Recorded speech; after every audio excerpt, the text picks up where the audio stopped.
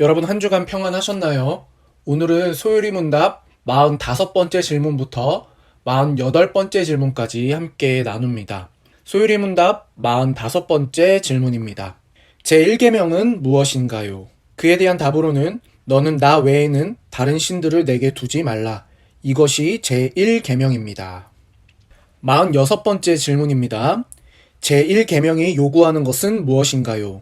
그에 대한 답으로는 제1계명은 하나님이 유일하고 참되신 하나님이자 우리의 하나님이심을 알고 인정하는 것과 그에 맞춰 경배와 영광을 그분께 돌리는 것을 우리에게 요구합니다. 47번째 질문입니다. 제1계명이 금지하는 것은 무엇인가요? 그에 대한 답으로는 제1계명은 참 하나님을 하나님으로 또한 우리의 하나님으로 받아들이지 않거나 그분을 경배하지 않고 영화롭게 하지 않는 것, 그분께만 드려야 할 경배와 영광을 다른 이에게 주는 것을 금지합니다. 48번째 질문입니다.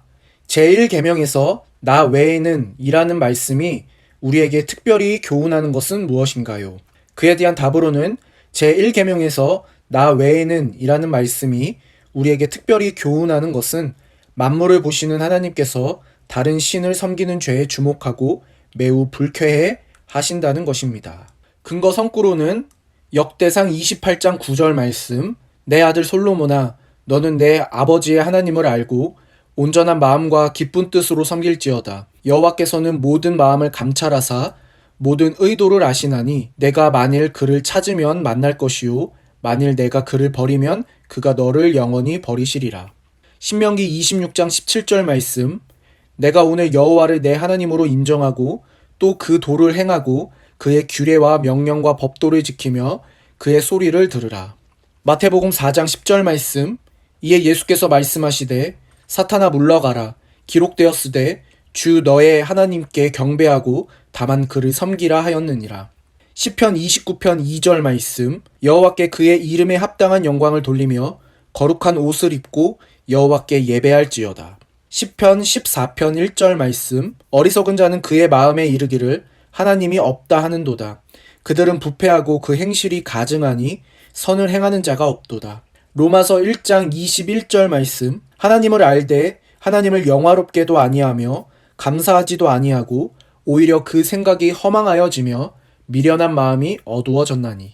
로마서 1장 25, 26절 말씀, 이는 그들이 하나님의 진리를 거짓 것으로 바꾸어 피조물을 조물주보다 더 경배하고 섬김이라. 주는 곧 영원히 찬송할 이시로다.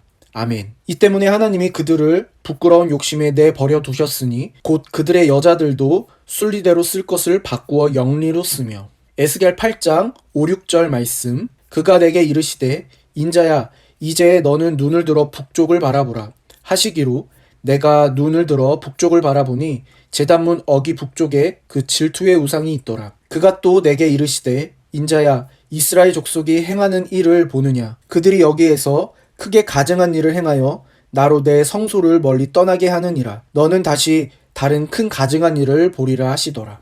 시편 44편 20절 21절 말씀, 우리가 우리 하나님의 이름을 잊어버렸거나 우리 손을 이방신에게 향하여 폈더면 하나님이 이를 알아내지 아니하셨으리이까 무릇 주는 마음의 비밀을 아시나이다. 아멘. 여러분, 오늘 우리는 총 4가지 파트로 나누어 함께 소율이 문답을 살펴보고자 합니다. 첫 번째입니다. 웨스터민스터 소율이 문답의 10계명 설명 구조. 웨스터민스터 소율이 문답은 10계명의 각 계명을 설명할 때 첫째로 각 계명이 무엇인지 소개하고 둘째로 그 계명이 요구하는 바가 무엇인지 알아본 후 셋째로 그 계명이 금지하는 바가 무엇인지를 다룹니다. 그 계명에 부과된 논리가 있을 때는 넷째로 그 논리가 무엇인지 해설합니다. 제1계명 해설에는 이 4가지 요소가 모두 등장합니다. 그래서 45번째 질문은 제1계명이 무엇인지를, 46번째 질문은 1계명이 요구하는 바가 무엇인지를, 47번째 계명은 1계명이 금지하는 바가 무엇인지를, 48번째 질문은 그 제1계명에 있는 내 앞에 라는 단어가 가르치고 있는 바가 무엇인지를 다룹니다. 두 번째입니다. 제1계명이 요구하는 것. 어떤 이의 이야기입니다. 이 사람은 고등학교 때 존재와 인식에 대한 근원적인 고민 가운데 교회를 떠나게 되었습니다. 당시 그 사람은 사람과 만물이 왜 어떻게 존재하는지 그 근원을 알 수 없었다고 합니다. 이 세계와 나라는 존재가 처음부터 존재하지 않았다면 지금 자기 자신과 세계가 존재하는 의미가 무엇일까 생각하게 됐다고 합니다. 이 땅에 사는 모든 사람과 사물이 시간이 흐르면 쇠하고 결국에는 사라진다는 사실이 짙은 허무감을 안겨주었다고 합니다. 그래서 그 사람은 이런 질문과 씨름을 했고 죽음 위에 무엇이 있는지 너무나 궁금했다고 합니다. 성경은 이러한 질문들에 온전한 답을 주었습니다. 스스로 존재하시며 무한한 지혜와 선이신 하나님은 존재하는 모든 것들의 근원과 주인이 되십니다. 사람을 비롯한 피조물은 제 힘으로 존재하거나 살아있는 것이 아닙니다. 그들은 존재와 생명과 호흡과 삶, 여러 능력과 소질을 모두 하나님께 빚지고 있습니다. 하나님은 사람을 아무 이유 없이 사랑하셔서 존재하게 하셨습니다. 만물 중 오직 사람만을 하나님의 형상대로 만드시어 의와 거룩의 옷을 입히시고 뛰어난 지적 능력을 주시어 찬란한 문화를 이루게 하셨습니다. 또한 사람이 죄를 짓지 않는다면 죽음을 맛보지 않고 영생을 누리게 하셨습니다. 이처럼 좋으신 하나님이 인간에게 명하신 첫 번째 계명은 우리에게 무엇을 요구할까요? 그것은 세 가지로 볼 수 있을 것 같습니다. 첫 번째는 하나님이 유일하게 참된 우리의 하나님이심을 인정하는 것입니다. 말씀으로 세상을 창조하시고 아담과 하와에게 에덴 동산을 다스리게 하신 하나님만이 유일하게 참된 우리의 하나님이십니다. 오직 하나님만이 유일한 지존자로서 모든 것을 창조하시고 지금 이 순간에도 모든 것을 붙들고 계시는 분이십니다. 다른 모든 피조물은 그 존재와 생명, 호흡과 매일의 삶을 하나님께 받습니다. 그러므로 그분만이 유일하게 참된 우리의 하나님이십니다. 그리스도인에게 요구되는 자기 부인의 기본은 바로 이것을 아는 것입니다. 우리는 사람이 피조물임을 알아야 하고 사람이 가진 것 중에 자기 능력으로 얻은 것이 하나도 없음을 알아야 합니다. 너는 나 외에는 다른 신들을 내게 두지 말라 라는 제1계명은 하나님 이외에 그 무엇도 제1근원으로 여기지 말라는 명령입니다. 우리는 오직 여호와 하나님만을 유일하게 참된 우리의 하나님으로 인정하여 그에 합당한 경배와 영광을 돌려야 합니다. 우리에게는 자랑하거나 뻐글 것이 하나도 없습니다. 예수 그리스도를 아는 지식이 가장 고상하고 다른 모든 것은 배설물에 지나지 않습니다. 두 번째입니다. 거기에 맞게 그분을 경배하고 영화롭게 하는 것입니다. 그리스도인은 하나님의 능력을 빌려 다른 사람들과의 경쟁에서 이기는 사람이 아닙니다. 기독교 신앙의 목표와 원리는 이 땅에서 더 많은 재산이나 높은 신분, 강한 권력을 얻는 데 있지 않습니다. 오히려 참된 신앙은 나의 소유와 신분, 능력이 하나님께로부터 말미암은 줄 알고 겸손한 자가 되는 것입니다. 자신에게 분명한 장점이 있더라도 교만하지 말고 그 장점을 허락하신 하나님께 감사와 찬양을 드려야 합니다. 마귀는 예수님을 지극히 높은 산으로 데리고 가서 천하 만국과 그 영광을 보여주며 만일 내게 엎드려 경배하면 이 모든 것을 내게 주리라 라고 시험했습니다. 이때 예수님은 사탄아 물러가라 기록되었으되 주 너의 하나님께 경배하고 다만 그를 섬기라 하였느니라 라고 말씀하셨습니다.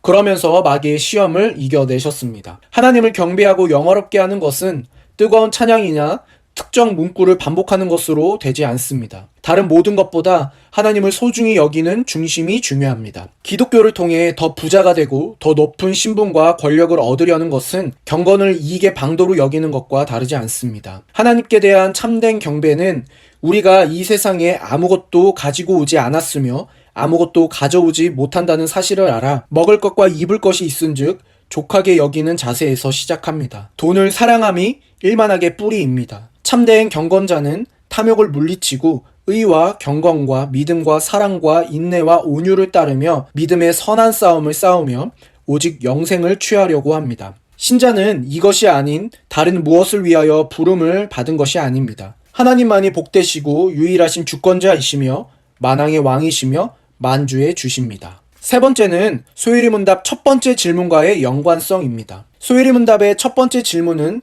사람의 주요한 목적이 영원토록 하나님을 영화롭게 하고 즐거워하는 것이라고 말합니다. 그 이유가 무엇일까요?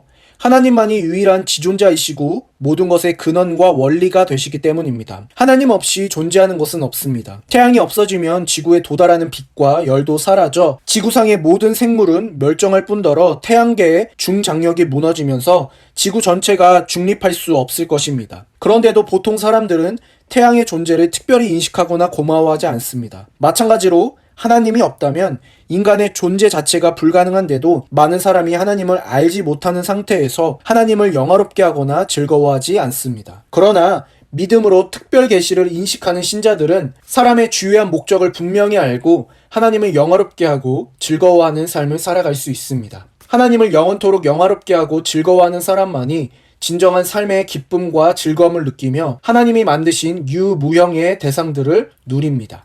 세 번째 파트입니다. 제1계명이 금지하는 것. 제1계명은 제1계명이 요구하는 바와 반대되는 것을 금지합니다. 그래서 제1계명은 여호와 하나님이 참된 하나님임을 부인하거나 하나님을 경배하지 않고 영어롭게 하지 않는 것, 그분에게 합당한 경배와 영광을 다른 피조물이나 천사나 성인에게 주는 것을 금합니다. 따라서 다른 피조물을 자존자, 창조자, 섭리자로 인정하면 안 됩니다. 어떤 피조물도 존재와 생명의 근원이 될 수 없습니다. 피조물은 아무리 뛰어나도 피조물에 지나지 않음을 알고 오직 하나님께 합당한 경배와 영광을 드려야 합니다. 네 번째 파트입니다. 나 외에 라는 단어가 특별히 가르치는 바. 소유리문답 48번째 질문은 제1계명에서 나 외에는 이라는 단어가 특별히 무엇을 가르치는지 묻습니다. 제1계명은 영어로 So shalt have no other God before me. 개역개정 성경은 이를 너는 나 외에 다른 신을 내게 두지 말라 라고 번역하였습니다. 영어 before me에 나 외에는 이라는 의미를 담은 것인데 단순히 내 앞에 라고 번역하는 것도 가능합니다. 내 앞에라는 단어는 하나님이 모든 것을 보신다는 사실을 가르쳐 줍니다. 엘리야가 바알을 섬기는 선지자들과 대결을 펼친 사건을 기억하십니까? 제단에 불이 내리는 것으로 여호와 하나님과 바알 중 누가 진짜 하나님인지를 가리는 대결에서 바알 선지자들은 미친 듯이 떠들면서 칼과 창으로 자기 몸을 훼손하며 신을 찾습니다. 그래도 별 반응이 없자 엘리야는 그들의 신이 묵상 중이거나 잠깐 나갔거나 잠들었을 수 있겠다고 조롱했습니다. 하지만 여호와 하나님은 광대하시고 영원하시고 전지하셔서 보지 못하거나 놓치시는 것이 없습니다. 그 모든 것을 보시는 하나님이 다른 가짜 신에게 존재와 생명과 영광과 경배를 돌리시는 일을 보시면 얼마나 불쾌하시겠습니까? 십계명 제1계명은 나 외에라는 단어를 집어넣어 모든 것을 보시는 하나님이 어떤 다른 신을 참된 신으로 여기는 모든 죄를 주목하시고 매우 불쾌하게 여기신다는 사실을 특별하게 가르칩니다. 하나님은 실로 이 땅 위의 모든 피조물이 행하시는 바를 전부 보십니다. 우리 신자들은 이 사실에 더욱 주의하면서 하나님이 아닌 다른 것들의 자존과 창조와 섭리의 영예를 돌리는 죄를 피해야 합니다. 하나님은 이 죄를 눈여겨보실 뿐만 아니라 매우 불쾌해 하십니다. 오늘은 두 가지 질문을 준비했습니다.